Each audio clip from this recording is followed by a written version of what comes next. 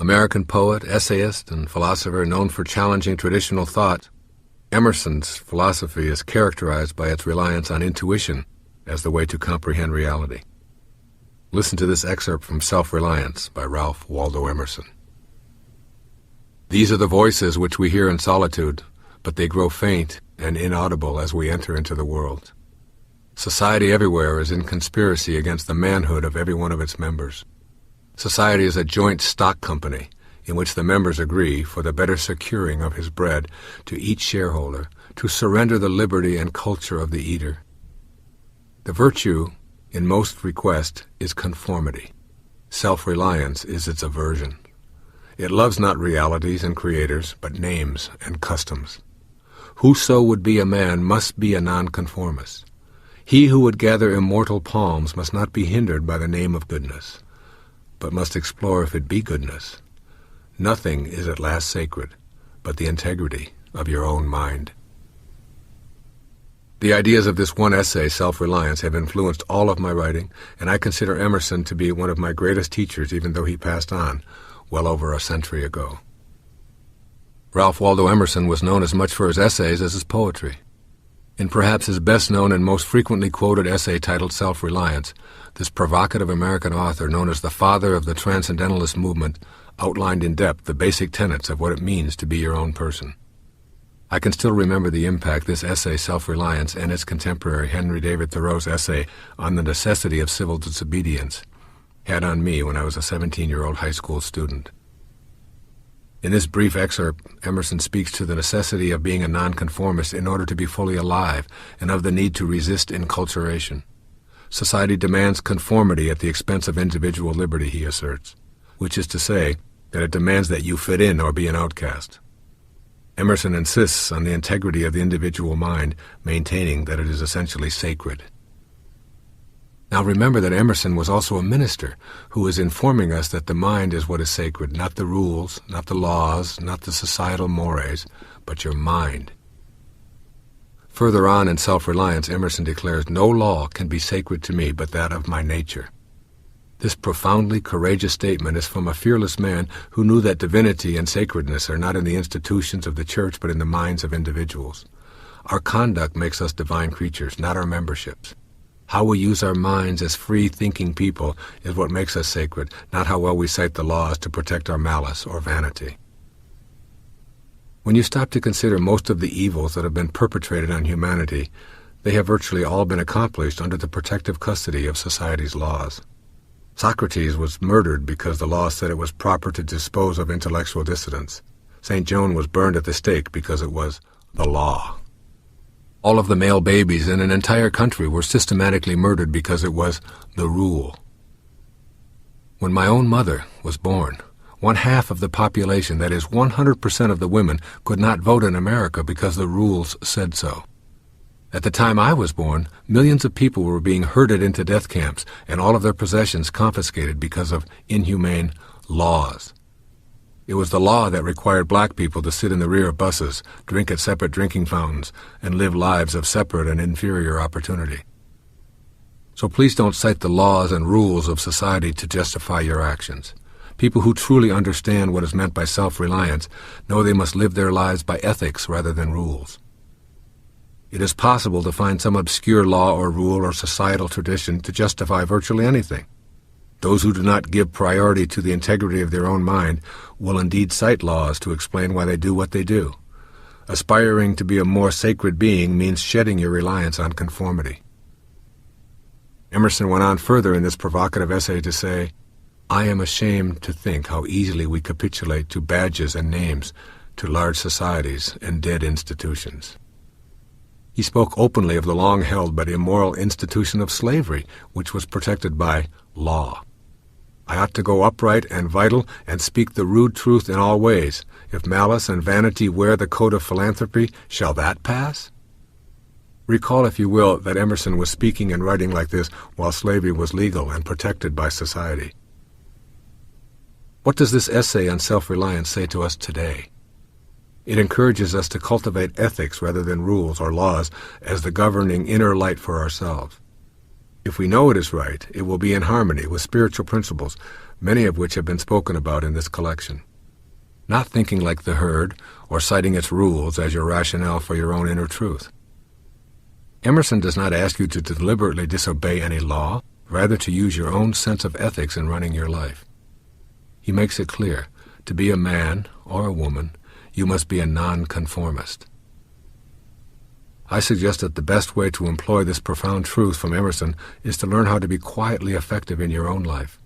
That is, have no need to make public pronouncements about how you refuse to conform, and instead take solace in the comfort of your own inner strength, and proceed as a silent individual who knows how to rely on yourself. I've written 42 books.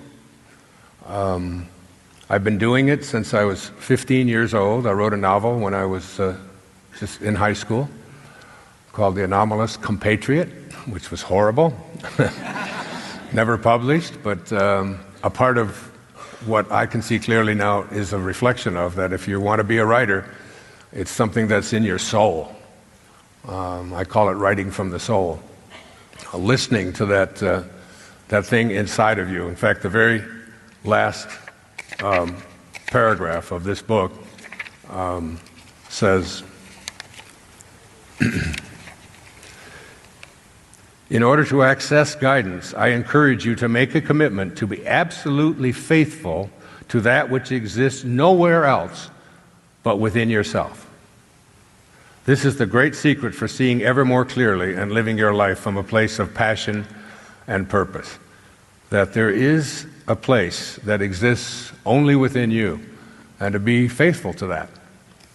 So I have been doing that since I was 15 years of age, and been writing and writing and writing and taking on the task of writing. I write by hand. I don't use a machine. I put the pad of paper here, I put my left hand on the table, and with my purple pen I write, and I allow for me it's like a circuit, and I allow it to flow through my heart and onto the page. And very often it takes 600, 700, 800 individual pages that you have to fill from in here or from out there, and you just have, you're really like a channel. Very much like what's happening right now. Even these words that are coming out of my mouth, I don't own them. I don't even know where they're coming from. But I just listen, and I just allow it, and then I'm done with it. I give it to my editor, who incarnated here to be an editor. And I came here to be a writer and a speaker. And it's what my heart tells me to do. It's why I'm here this morning. So the idea of sitting down and writing another book it bears heavy on my soul. It's like it's just exhausting, and it requires an enormous amount of discipline to sit there day in and day out. Because every book of every word that I've written in every book is something that has all come from me. I don't have anybody else to co-author with. I don't have anybody else that I assign to write it for me. It's all something that I take very personally and it's very important and significant to me. But it's also just so exhausting, and it just takes so much. And I was 72 years old then, and I just said, that's enough. And I told everybody, I'm not going to write any more books. I'm just done with that. And so I'm going to use my time to do some other things, which I'm really excited about. Some films,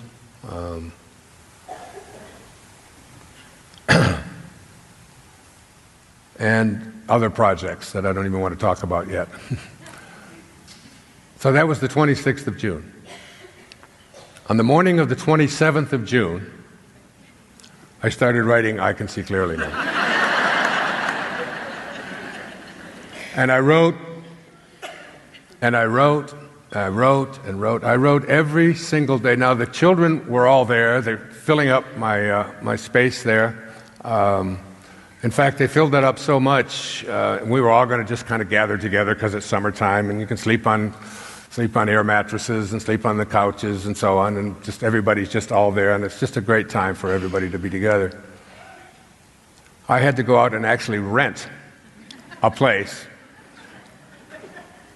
in order to have the privacy to do the writing that was just so filling my soul.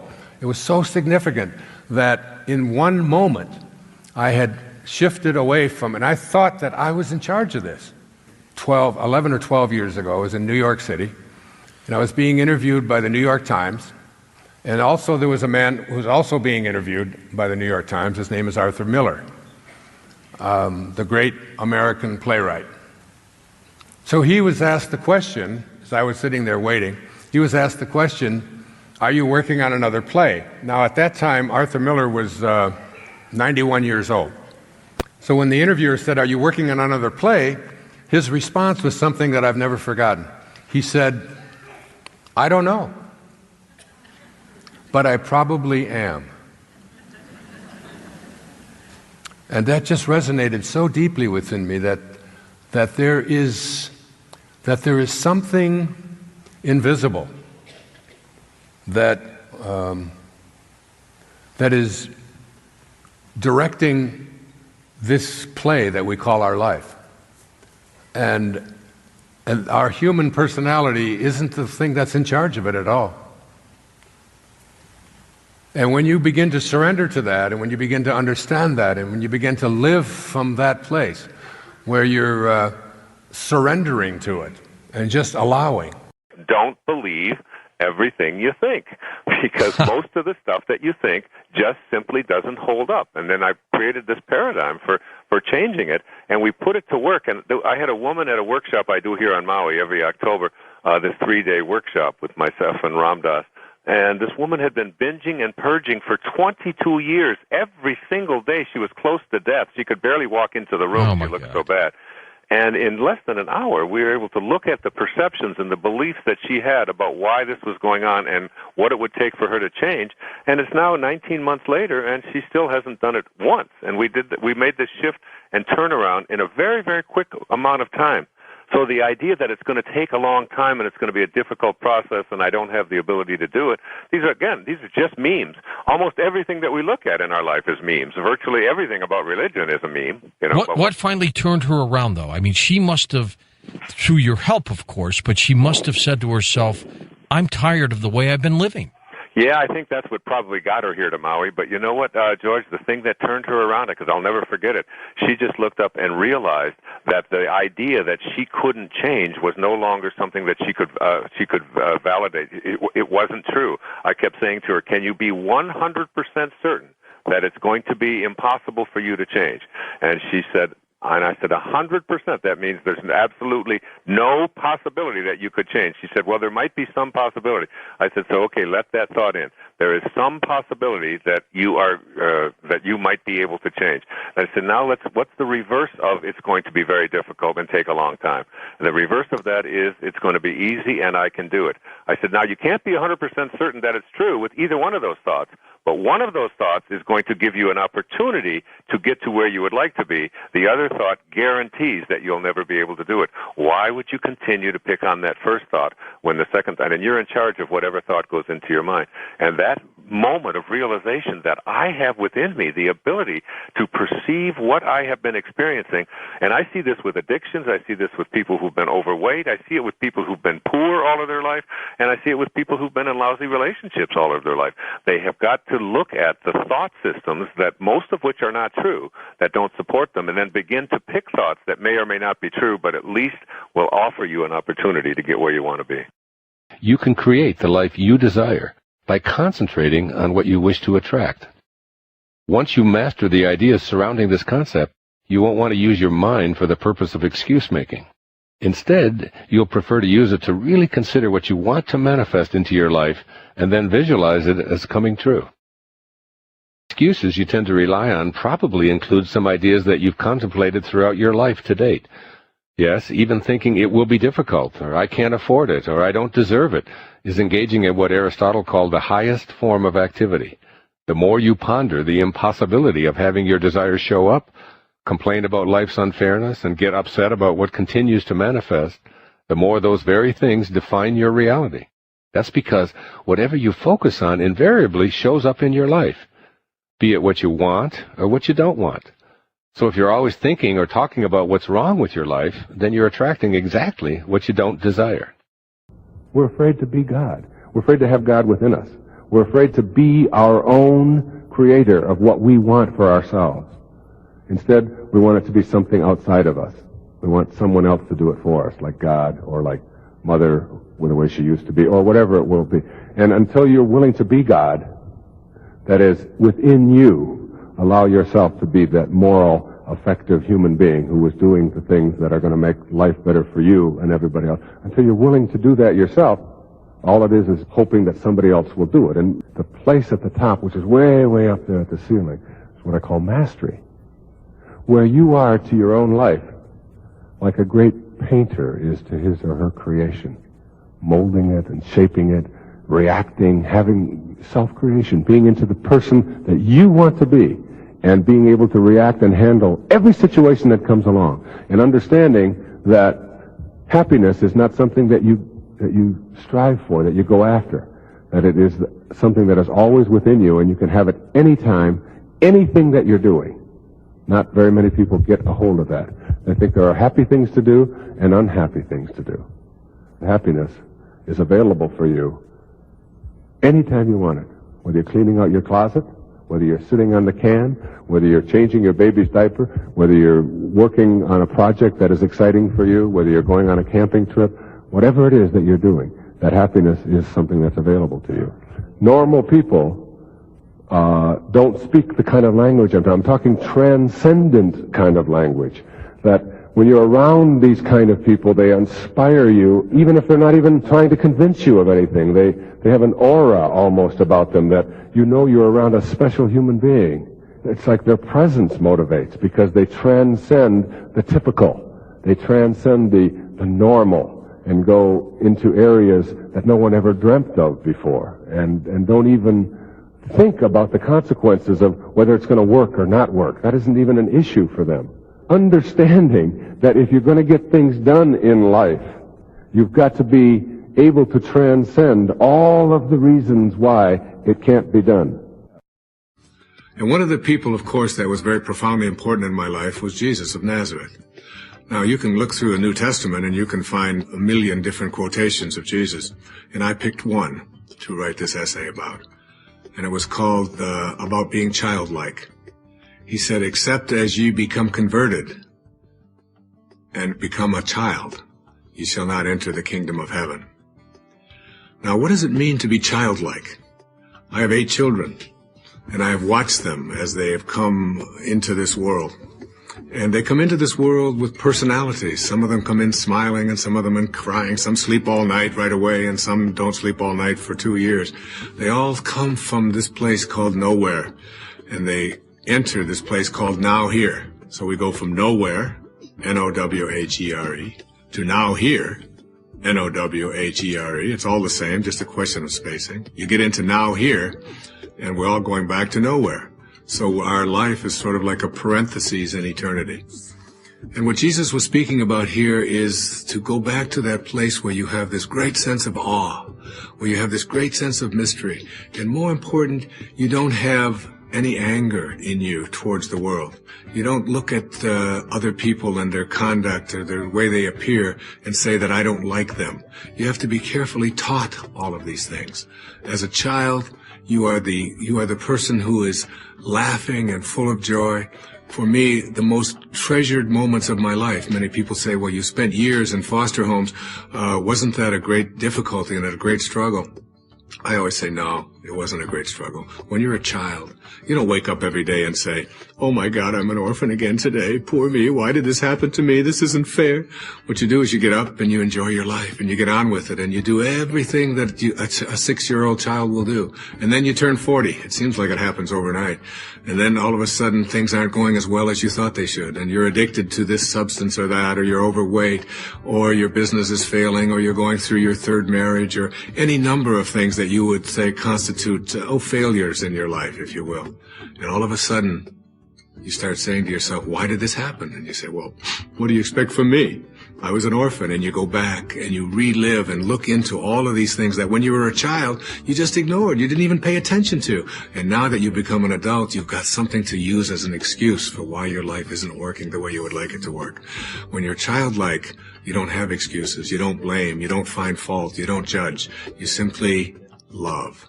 And this is what Jesus meant when he said, become a child. Otherwise, you won't enter the kingdom of heaven. Have an absence of judgment, and you'll find yourself fulfilled every moment of your life.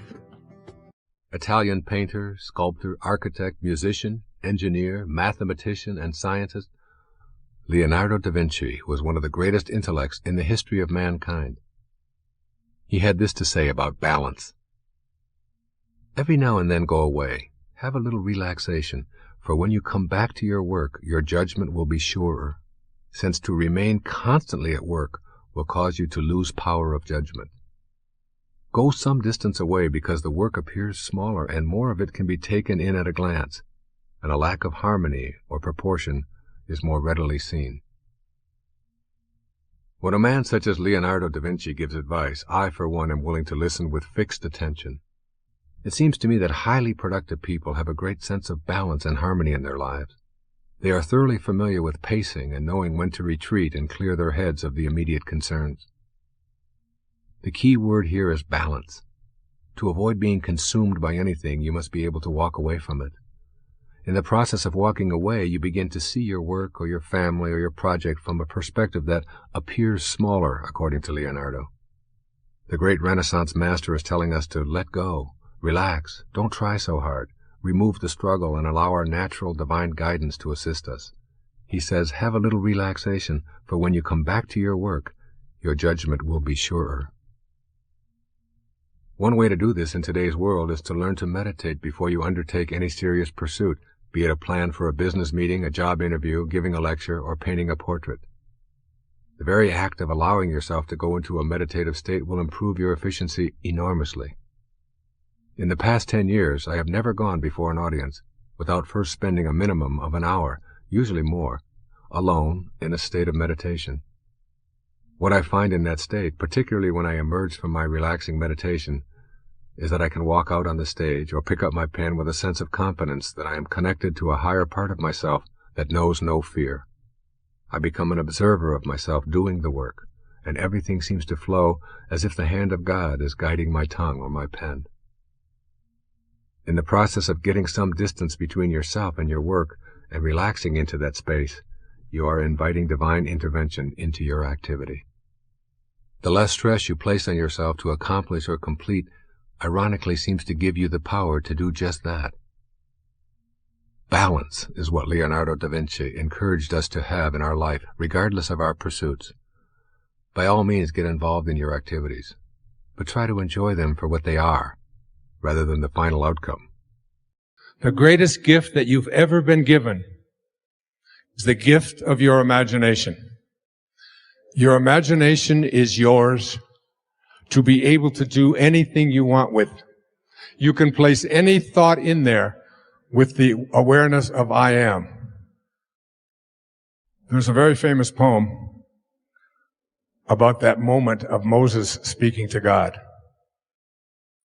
It says, earth's crammed with heaven, and every burning bush afire with God. And those who truly know take off their sandals, while the rest sit round it and pick blackberries. It's your call. It's your call. So your imagination is the greatest gift that you've been given. And you can put anything in there. No one can tell you what can be there or what can't be there. Einstein said imagination is greater than knowledge. And he said if you want your children to have a great imagination, read them fairy tales. If you want them to be even smarter, read them more fairy tales. That's why I've written 5 children's books with that very idea in mind. The second thing is that you have to learn to live from the end. Whatever you have placed into your imagination, you have to act as if it already were your reality, independent of what anything or anyone else says. When I was told that I had this diagnosis of leukemia, I can't tell you how many people sent me condolence letters and sent me information about this disease and how it was incurable, and unfortunately this. And fortunately, I was given by my children a wonderful gift. It's called an iPad. And it's got this wonderful feature in it. It's called Delete. And then there's another feature of it. It's called Trash, which is really great. I'd like to have a button like that on me at any time, so that any time anybody brings any information to you, you just push the trash button. The third of these principles is the principle of, I call it, assuming the feeling of the wish fulfilled. You must be able to feel it, because every time that you feel something within your body, you give a instruction to your subconscious mind. And your subconscious mind is the part of you where you do all of your living. You want to redo your subconscious mind. Now, tonight, I'm going to give you guys such a gift.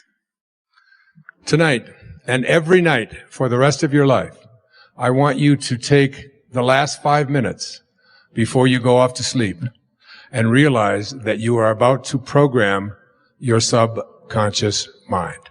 And then when you awaken, you will rejoin the universal subconscious mind, the mind of God, from which we all originate. We're all just individualized personal expressions of that one thing that we call the Tao, or God, or divine mind, or soul, or spirit. But the Tao that can be named is not the Tao. So you want to be real careful about how you program your subconscious mind. This is from the book of Job. In a dream, in a vision of the night, when deep sleep falls upon men, while slumbering on their beds, then he opens the ears of men and seals their instruction. Job 33, 15 and 16. When you are slumbering on your bed, he opens your ears and seals your instruction. What you place into your subconscious mind as you are about to go into this deep slumber is all dependent upon what you do the last 3 or 4 or 5 minutes before you go off to sleep. You want to place into your imagination whatever you have placed into the I am that I spoke about earlier. I am well. I am content. I am peaceful. I am happy. I am prosperous. I am abundant. I am health. I am perfect health. I am healing. I am content. I am wealthy. I am positive. I am love. I am God. Even if you don't believe it, over and over again, use these words, I am. The words that God spoke to Moses.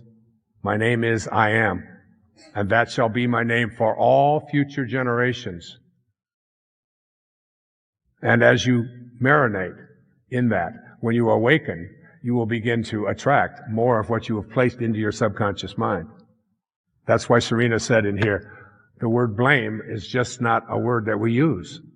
We are responsible for what we attract into our lives, and through our thoughts and our desires, we can create them. Begin to practice. I am living as if what you would like to attract is already an accomplished fact. I think the first thing that you'll see a dramatic change in is the amount of time that you have left over when you give up all of the negative kind of emotions. How much more fulfilling and gratifying your life becomes. We'll start with your own physical health. 10 years ago, I weighed 30 pounds more than I do now. I wasn't exercising. I was not watching my nutrition. I was a candidate for a heart attack. I was not practicing good physical health principles. Now, I never really made a conscious decision to say, all right, I'm going on a diet. All right, I'm going to start exercising. I'm going to watch the sugar, and I'm going to get the salt out of my diet. And I'm not going to have caffeine in my diet, and I'm not going to have poisons in my system. I never did that. Those become natural outgrowths of self-love, the non-self-serving kind of self-love, the kind of self-love that is like having a quiet love affair with yourself, where you don't have to tell anybody. It's not necessary. It's just a given. It just is. You begin to see dramatic changes. I started running 10 years ago, and Once I got myself into shape, I ran a minimum of 8 miles every day. And I got into a streak, and it's almost 9 years now, of continuous, every day, never missing a day of running. And at this point, exercising and being trim is just what I am. I am trimness. I'm not trying to get there. What I'm really saying is that that is not me anymore, and you don't have to go through any pain and suffering in order to get there. It automatically becomes a response. That your body, when you start conditioning it, when you put lots of water in your body and flush it out and keep it clean, that comes from a premise of self-love and some of these principles that I talked about earlier. All right? So when you ask about the benefits in the physiological area are astounding, and they just seem to get a hold of you, and you begin to make intelligent choices or healthy choices that are good for the organism. They come about naturally when you start operating your life on this inner kind of glow that I'm talking about, this serenity. You see, I think that there's more to the universe than what the pragmatists would have us believe. I am open to everything being possible and operate from the premise that nobody knows enough to be a pessimist. Right? None of us know enough. We know so little about the universe. I mean, I laugh in the newspapers. Just last week I saw a story about the quasars, you know, these stars that are out at the edge of the universe. And I said, what is this edge of the universe? I mean, what's there at this edge? Is there a wall there? Or is there a cliff? I mean, what is it? And how did it get there? And what's on the other side? We can't comprehend within ourselves something that has no beginning and no end, because all the things that we are limited to in this space that we occupy now start with beginnings and ends. Everything has a cause and an effect. Try to contemplate for a moment a world which has no cause and effect, in which everything just is, just the way it is. And one thing doesn't cause the other. It is, and it always has been. Try to think of eternity, when we talk about an eternity, as something that we can't comprehend because we're confined in the body that we occupy to only think in terms of when we began and when we end. Look at your body right now, and look at your fingers, and look at your arms and all that, and remind yourself that who you are is not those things. That those fingers were very different when you were a month old. You still were. You still existed. You are not your fingers, or your bones, or your nose, or your ears, or your hair, or any of those things. Those things have all undergone dramatic shifts in your lifetime, however old you are, and yet your essence, whoever you are, continues. It goes on, and it continues to occupy many, many different bodies. This is not a case for reincarnation. It's not a case for anything. It is looking at the world from a perspective of awe and magnificence and openness to everything being possible. And that whatever it is that you call mysticism or metaphysics or whatever is nothing more than just the things that we have been limited to because we only understand what we're confined to. We can have anything for ourselves when we're open to that. As you look through all of the great teachings there have ever been, that one principle of self-acceptance, self-love, taking good care of yourself, all seems to permeate all of the teachings. They just seem to go back. That can't be an accident. There's got to be some truth to that. If you can accept that you are something other than just what your body is, even though it defines rationality and it defines scientific verification and all of that, you can accept that because we know that that's true. Bucky Fuller told us that 99% of what we are is untouchable, unsmellable, invisible. 99% of our essence. We can't get a hold of it, we can't smell it, we can't touch it, and we can't see it. It's whatever that conscious awareness is that we experience for whoever we are. And that conscious awareness that we carry around with us can bring about magnificent changes in our lives. The physiological changes I've alluded to, without trying to change anything dramatically in us, when we become more and more enlightened, if you will, and that's a wonderful thing to know. Essentially, energy field theory says that there is an invisible vibratory field of energy surrounding all living objects, including human beings. This field is created by how we think and process our experiences wherever we are in the world. At certain levels of consciousness, the energy field vibrates fast. At other levels of consciousness, the energy vibrates slowly. Essentially, there is a continuum along which varying levels of consciousness are responsible for creating the field of energy. We encounter different energy fields when we are within each other's physical proximity. Where there is strong, continuous energy for extended periods of time, even when people are gone, the field of energy can remain intense. For instance, we often feel sad or happy without realizing that we have entered a field of energy that is invisibly present. While touring the home of Anne Frank in Amsterdam, I almost had to force myself to breathe. The air seemed so heavy throughout this house, which was now a museum where millions of people have come to share the story of Anne Frank. The joyous energy field also remains in places where it predominates. In the presence of highly advanced spiritual people, one can feel love and be transformed in consciousness just by being in their field of energy. Ella Wheeler Wilcox unknowingly captured the essence of field energy theory with these two famous lines: "Laugh and the world laughs with you. Weep and you weep alone." Many years ago, I had an experience while walking on the beach which illustrates the message in this popular poem. A woman approached me who was moving to Florida from Chicago. She recognized me from a television appearance the night before. She said, "Do you live here in South Florida?" And I responded that I did and was taking a beach walk after returning from an all-night flight. Then she asked me a commonly heard question: "What are the people like here?" I responded with a question of my own: "What are the people like in Chicago?" She smiled broadly and told me how warm and friendly people were in the Midwest, and I told her immediately, "That's pretty much what you're going to find here." On my return walk along the same beach, a woman whose husband was being transferred to Miami from New York stopped me to say that she had seen me on television the night before and how much she enjoyed the show. We struck up a conversation, and then she asked me the same question I had heard only an hour before on the very same beach. Naturally, I asked her the same question in return: "What are the people like in New York?" She launched into a tirade on how insensitive, cliquey, and unfriendly it was in the big city, and I responded, "That's pretty much what you're going to find here." We attract into our lives pretty much what we ourselves project with our own attitude. In general, those who feel that the world is a cesspool notice the vermin, while those who believe in the goodness of humanity see others of like mind. Many people lament the poor quality of service in contemporary America. "You just can't get good service" is a gripe you hear daily. In fact, Time magazine did a cover story on the decline of service in every field, from retail stores and restaurants to getting your watch repaired. Recently, on a television show where everyone on the panel unanimously agreed on the poor quality of service, I disagreed. I explained that I felt expectation attracted what it expected.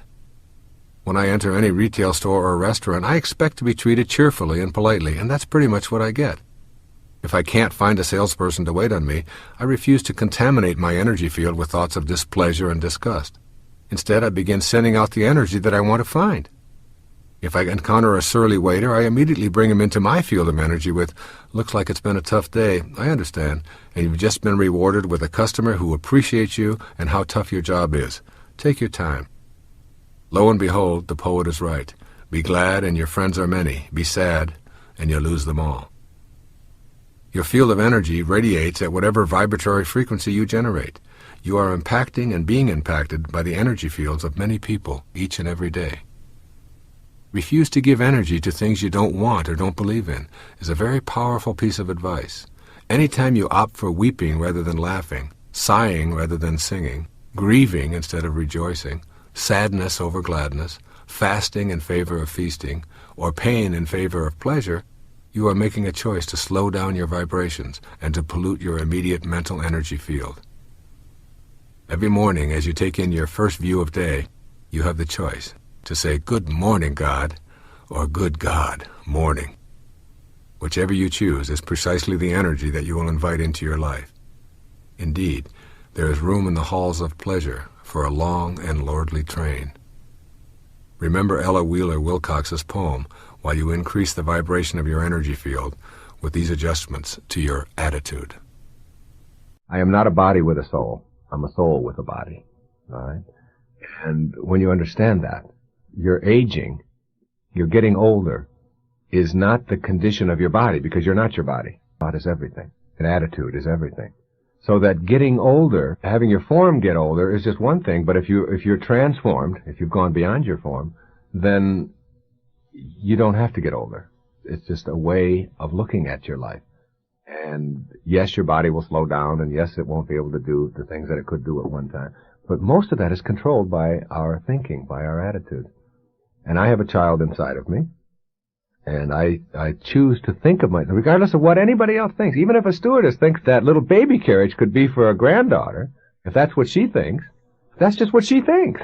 But if I don't think that way, and I don't think of myself as old or as getting worse or anything like that, if I see myself as the way that I think, the irony of all of this is that your body will respond in ways that are very healthful and even youthful. But if you focus just on your body, then you will notice everything about it that is changing and assess it in a way that says, I am deteriorating. But if what I am is not my body, but my thoughts, then it can never deteriorate. And you can't kill thoughts. You can't kill feelings. You can only kill form. But if you are not that form, then you know that your conscious awareness can never die. You can't change that. It just changes from one form to another form to another form. And that's the way I tend to look at it. And so I don't see any effects of my form getting older.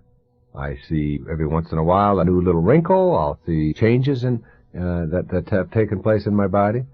And I see a phenomenal miracle in this whole business called life. And that doesn't have to change just because your form is growing older. It just doesn't have to. I don't, anyway, assess my value and worth as a human being based on my form, on my body. And then my body is able to stay in phenomenal shape because of the way that I think. I eat a third of what I used to eat, all right, and in total bulk in a given day. I sleep probably a third less than I used to sleep. I don't put sugar into my body except just natural from fruits and things. I don't use salt on my foods at all. These are all things that I did regularly in my life. I exercise and walk almost everywhere that I go. I run 8, 10, 12 miles every single day. None of these things were ever deliberate choices that I decided I better make because my body's getting older and I have to take better care of it. They came about, they followed me as a result of being in a higher state of pure thought, a higher state of self-acceptance, of seeing myself as an important, significant human being, and living that way, and seeing other people that way, and seeing the world that way, in this more purified kind of way, more loving kind of way. All the other stuff has followed after me. It's alarming that when you unclog yourself, that your body goes right with it. And your body doesn't have to wear out nearly at the level that I once thought it had to. And I think if you keep a real strong grip on the way that you think and process your world, you will see your body getting healthier, more capable than you ever thought it would be. Even the total wearing out of your body, I think, is an attitude. I really do. Almost always people have prepared themselves for death from the time that they know that there's such a thing. We're the only animal on our planet that does that. I mean, dogs don't go out there and prepare to die. And horses and mosquitoes and all that, they're just out there being, all right? And I've often said that we're not human doings, all right? We're human beings. If we were just what we did, then somehow the term human doing would have evolved. But no, we're not. We're beings. We're being. That means to be, all right? Not to judge, not to evaluate. And that if you don't prepare yourself for death and wearing out and getting sick and thinking that you're going to slow down, if you don't think in those kinds of ways, then I guess your body doesn't have to wear out. I mean, it sounds like a real radical kind of notion. But the cells don't wear out. There's something in the aging process that has to do with the thoughts that we are. And once we have learned how to transcend the kinds of thoughts that prepare us for getting older and more feeble, then I believe we will have conquered the aging process. And somehow I know that the part of the journey towards enlightenment, it's really about, honestly, it's about letting go. It's about doing less and accomplishing more. It's about not struggling. It's about, in the Tao, Lao Tzu speaks about water all the time. Live like water. It's the softest substance in the world, and yet it's the strongest. It stays low. Practice radical humility. It goes from the high places all the way down to low. Why is the ocean the strongest force on the universe? On our planet, rather, because it stays low. It lets the streams and rivers fight and work, but they all end up down here. Stay that way. Find God in nature. All of these kinds of things I learned and practiced. But the ego teaches us that who we are is not this divine being, that if we let it go and just guided but stepped aside and allowed. And when Sky was singing those songs and said, thank you, when it came my time to go. Thank you for the freedom when it came my time to go. Who am I to tell my own children that they should do what I want them to do when I never did any of that my entire life. And when she wanted to drop out of school and out of college at the University of Miami and pursue singing and go out, she said, Dad, I just can't listen to one more lecture on music theater. I want to sing. I want to write my own music. But she thought she was disappointing me. If you knew how much the tuition was there, you could know there was no being upset about that at all. No, I'm kidding. The idea that I should be imposing or telling her what to do. When Serena went and applied for law school and got in within a month or so, took the LSAT, got a high score, went over, got herself accepted to law school. And she was there for about 3 weeks. And she said, this is just something that I do not want to be doing. And she had a knowing, because I always knew that you not only have to experience what you don't want, you have to experience what you do want and what you don't want. You have to experience those things. I spent 4 years in the military knowing that this is not what I wanted to be, someone who took orders and dressed just like everybody else. There are other people who do these things, but not for me. And I understood that with her, and she sent me a text message, and I let it sit there for about 6 or 7 hours, and she was so worried that I was going to be disappointed, because I remember helping her write her her essay to get in. I said, you're not going to write the kind of essay that everybody else writes they want to get into law school. We're going to write an essay that's going to knock their socks off, you know. And she got accepted. And she left, and I said, you leave with my blessing. You do what you know that you have to do. And the same with Tracy when she decided to leave, and so on. It's like practicing a kind of respect for a person's higher self, that this little being, Khalil Gibran put it this way, he said, your children are not your children. They are the products of life's longing for itself. They come through you, but not for you. They come through you. None of my children ever saw me ask them for the report cards their whole life. It just wasn't a big deal to me. You're going to school. These are your grades. This is your life. I'm here to support you, guide you. But you don't have to get good grades because of me. My daughter Summers called me the other day. She said, I'm going to make you so proud next May because I'm going to graduate from college, and you never thought I would. I said, honey, that won't make me proud at all. I'm not interested in that whatsoever. If you want to graduate from college, it's your choice. I'll be there, and I love you. But things that make me proud are who you are, the being that you are. You don't have to satisfy me or fulfill me in any way. It's a hard lesson, but it's also one of, I have 8 children, and I'm close to every one of them. Love every one of them, and they love me. I feel it and know it in my bones every day. And it's because one of the reasons is that I do not live and fulfill my destiny and my dharma through them any more than I expect them to do it through me. I just don't go that way. The Tao says, do nothing and get everything done. Let go. Allow. The ego says, I have to do more. And there's a real irony in this. It's very hard to explain this to people, but you can get more done by doing less. That's one of the verses in the Tao that I worked on, and I swim every day in the ocean. Every day. Usually an hour a day, freestyle, in the open ocean. Or I do it at the pool, if I'm on the road. And I decided to see if I could swim by doing nothing.